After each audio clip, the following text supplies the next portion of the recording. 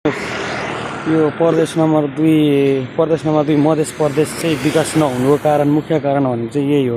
मान्छे यहाँको कोही पनि शिक्षित छैन, कोही पनि भन्नाले धेरै मान्छे अशिक्षित छन् क्या।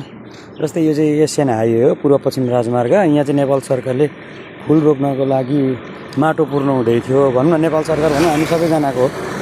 अनि यहाँ चाहिँ यसरी माटो चोरी हुन्छ क्या बिहानदेखि नै। यहाँ चाहिँ बिहानदेखि नै यसरी माटो चोरी हुन थाल्यो फुल रोप्नको लागि। फुल रोप्नको लागि थुपारेको माटो हो यो चाहिँ सबै।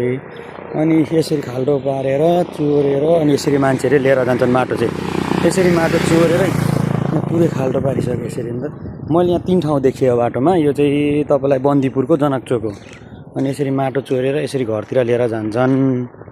अनि माटो चोरेर यसरी घरतिर लिएर जान्छन्। यहाँ एक ठाउँ चाहिँ फुल रोप्ने ठाउँ त यहाँ त माटो सरकारले भनौँ न अब ठेकदारहरूले यसरी भोरेको थिए, खाल्डो पारेर पुरै यसरी लगिसक्यो माटो।